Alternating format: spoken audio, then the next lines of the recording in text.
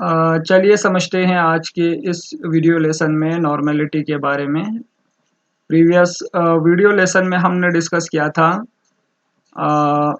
Mole fraction and molality के बारे में। मोल फ्रैक्शन और मोलैलिटी के बीच में क्या रिलेशन है इसके बारे में हमने डिस्कस किया था।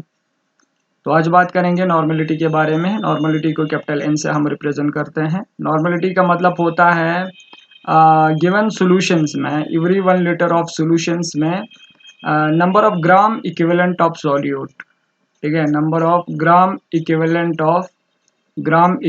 ऑफ सॉल्यूट जो है पर लीटर सॉल्यूशन में कितना प्रेजेंट है, दैट इज कॉल्ड नॉर्मेलिटी। ठीक, तो नॉर्मेलिटी को हम डिफाइन कर सकते हैं। नॉर्मेलिटी का मतलब होता है it is defined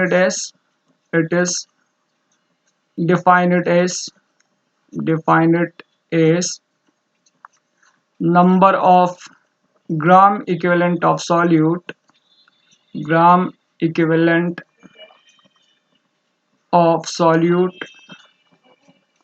per liter of solutions।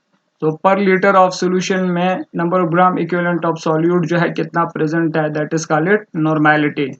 So normality को हम लिख सकते हैं, नॉर्मेलिटी जो है gram equivalent over volume of solutions in litre. तो यहाँ पर इसका यूनिट हो जाएगा नॉर्मेलिटी का ग्राम इक्विवेलेंट लीटर पर, ठीक है, ग्राम इक्विवेलेंट पर लीटर, इस तरीके से हम इसका यूनिट जो है लिख सकते हैं। ना यहाँ पे ग्राम इक्विवेलेंट जो है किसी भी कंपाउंड का किस तरीके से फाइंड आउट करते हैं। देखो ग्राम इक्विवेलेंट अगर आपको फाइंड आउट करना है, ग्राम इक्विवेलेंट आप फाइंड आउट कर सकते हैं वेट डिवाइडेड बाय कंपाउंड का जो गिवन वेट होता है उसको डिवाइड करने हैं इक्विवेलेंट मास ऑफ सॉल्यूट से। यहाँ पर ई का मतलब है इक्विवेलेंट मास। अब यहाँ पे इक्विवेलेंट मास क्या होता है, देखो इक्विवेलेंट मास, ठीक, यहाँ पर ये एन है, इक्विवेलेंट मास, ठीक है। तो इक्विवेलेंट मास का मतलब होता है जब भी कोई कंपाउंड जो है रिएक्ट करता है, ठीक है, तो उस समय वो कुछ यानी कि सिंपल मॉलिक्यूल्स को, लाइक हाइड्रोजन है, क्लोरीन है, ऑक्सीजन है, इनको रिप्लेस करता है फिक्स्ड क्वांटिटी ऑफ कंपाउंड से। तो उस समय जो कंपाउंड का वेट होता है उसको हम क्या कहेंगे, इक्विवेलेंट वेट या इक्विवेलेंट मास कहेंगे। तो इक्विवेलेंट मास का मतलब होता है weight of compound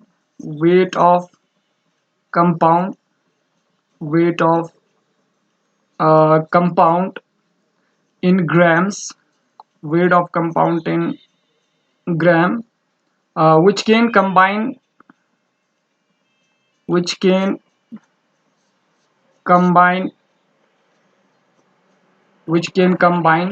or displace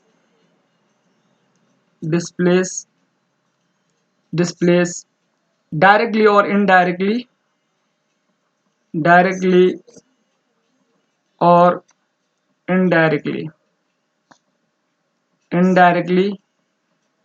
simple molecules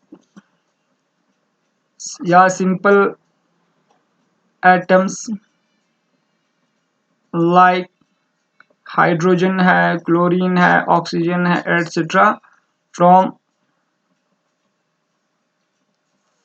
fixed compound, ठीक है। एक फिक्स्ड कंपाउंड से इनको जब कोई भी कंपाउंड जो है रिएक्ट करते समय डिस्प्लेस करता है तो उस समय जो कंपाउंड का वेट होता है उसको हम क्या कहेंगे, इक्विवेलेंट वेट या इक्विवेलेंट मास कहते हैं। So it is a weight of compound in gram which can combine, displace directly or indirectly simple atoms like hydrogen, chlorine, oxygen etc from fixed compound। तो उसको हम क्या कहते हैं, उस समय जो कंपाउंड का मास होता है उसको हम इक्विवेलेंट मास कहेंगे। इसको हम ऐसे समझ सकते हैं, देखो यहाँ पर मैं एक एग्जांपल दूंगा।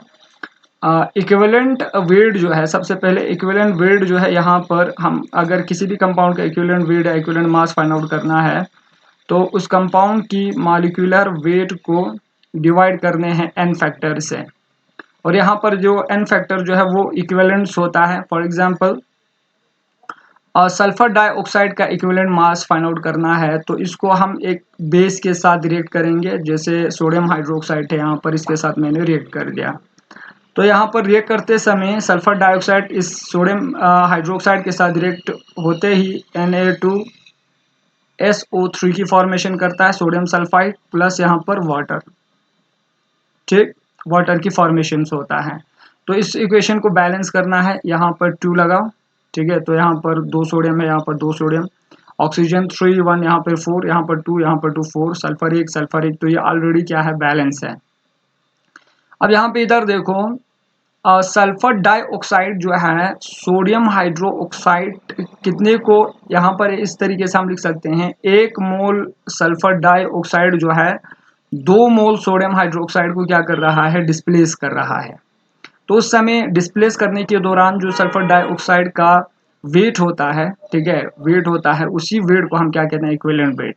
और ये फाइंड आउट कैसे करते हैं, देखो यहाँ पर n फैक्टर जो है कितना सोडियम हाइड्रोक्साइड में से OH माइनस को डिस्प्लेस किया है, वही n फैक्टर से। सो यहाँ पर सल्फर डाइऑक्साइड जो है 2 सोडियम हाइड्रोक्साइड को जो है डिस्प्लेस किया है, मींस n फैक्टर जो है इसका क्या हो जाएंगे, 2। तो यहाँ पर इसी इक्विवेलेंट वेट जो है सल्फर डाइऑक्साइड का, molecular weight of sulphur dioxide calculate करो, और ये होता है सल्फर डाइऑक्साइड में सल्फर का 32 है, ऑक्सीजन 2 का 32 होता है, तो ये हो जाएंगे 64। और इसको डिवाइड करने हैं, यहाँ पर 1 मोल सल्फर डाइऑक्साइड 2 मोल सोडियम हाइड्रोक्साइड को डिस्प्लेस कर रहा है, तो इसी 2 से इसको क्या करना है, डिवाइड करना है। तो ये आ जाएंगे आपको 2 3 ज़ा 6, 2 2 ज़ा 4, तो 32 ग्राम्स आएंगे यहाँ पर, ठीक है, 32 ग्राम्स। तो ये 32 ग्राम जो है इक्विवेलेंट मास है या इक्विवेलेंट वेट है किसका, सल्फर डाइऑक्साइड का। तो इस तरीके से हम फाइंड आउट करते हैं। ना यहाँ पे नॉर्मलिटी के इस फॉर्मूले को हम फर्दर जो है इस तरीके से लिख सकते हैं। फॉर एग्जांपल वेट फॉर्म में हम लिख सकते हैं नॉर्मलिटी इज इक्वल टू, यहाँ पर था ग्राम इक्विवेलेंट और volume of solution in litre था। लेकिन ग्राम इक्विवेलेंट हम कैसे फाइंड आउट करते हैं, ग्राम इक्विवेलेंट जो है वो फाइंड आउट करते हैं, gram equivalent is equal to, मैंने अभी बताया वेट ऑफ गिवन कंपाउंड को इक्विवेलेंट वेट ऑफ सॉल्यूट से क्या करना है, डिवाइड करना है। सो ग्राम इक्विवेलेंट की जगह इसको हम यहाँ पर पुट कर सकते हैं। सो नॉर्मलिटी इज इक्वल टू हो जाएंगे weight of compound divided by equivalent weight of solute, ठीक है, और into volume of solution in क्या हो जाएंगे यहाँ पर, लीटर, ठीक है। तो वॉल्यूम ऑफ सॉल्यूशन लीटर में है, तो यहाँ से आप नॉर्मलिटी जो है फाइंड आउट कर सकते हैं। अब यहाँ पर क्या देखो, नॉर्मलिटी जो है अब यहाँ पे ml में अगर दिया है तो इसको डिवाइड करने वॉल्यूम को 1000 से, ठीक है। जैसे यहाँ पर weight divided by equivalent weight into volume of solution को 1000 से डिवाइड करो, तब आप इसको किस में लिख सकते हैं, अगर वॉल्यूम ml में दिया है तो ये फार्मूला आप यूज कर सकते हैं।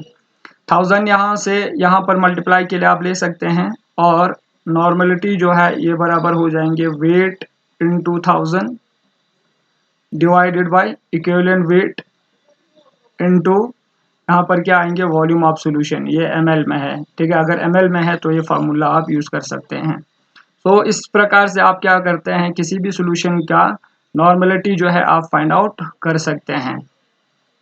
नाउ यहाँ पे बात आता है इक्विवेलेंट वेट, ठीक है। इक्विवेलेंट वेट कैसे फाइंड आउट करते हैं, इक्विवेलेंट वेट के लिए मैंने आप लोगों को दिया, इक्विवेलेंट वेट के लिए मॉलिक्यूलर वेट कंपाउंड के मॉलिक्यूलर वेट को n फैक्टर से डिवाइड करने हैं, ऊपर मैंने बताया था। अब n फैक्टर्स अलग अलग कंपाउंड में अलग अलग तरीके से हम फाइंड आउट करते हैं। फॉर एग्जांपल n फैक्टर के लिए मैं किस तरीके से कैलकुलेट करते हैं, इसके लिए मैं अलग सा वीडियो लेसन बनाऊंगा, लेकिन अभी फिलहाल एसिड और बेस के लिए बहुत ही इम्पोर्टेंट है, ठीक है। एसिड के केसेस में जो n फैक्टर्स होता है, n फैक्टर्स वो बराबर होता है equal to it is basicity. Basicity का मतलब क्या होता है, देखो it is the number of replaceable H plus ion. तो कितना number of H plus ion है रिप्लेसिएबल, तो उसको हम कहते हैं basicity of acid. For example अगर मैं HCl की बात करूं, हाइड्रोक्लोरिक एसिड की, तो इसमें नंबर ऑफ रिप्लेसेबल हाइड्रोजन एक ही है, तो इसका n फैक्टर हो जाएंगे 1।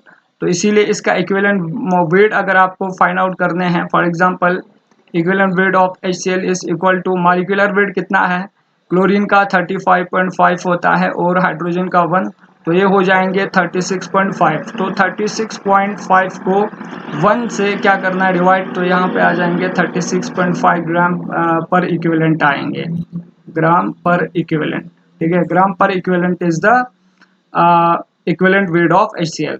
तो इस तरीके से आप यह H2SO4 में कैलकुलेट कर सकते हैं। देखो H2SO4 के केसेस में जो इक्विवेलेंट वेट है, फॉर एग्जांपल इसका मॉलिक्यूलर वेट जो है 98 होता है, 98।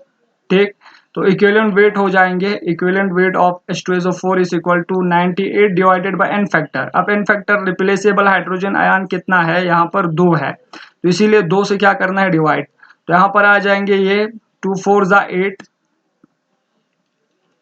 तो यहाँ पर आएंगे, ठीक है, 98 को 2 से डिवाइड करना है, तो यहाँ पर आएंगे 2 4 जा 8,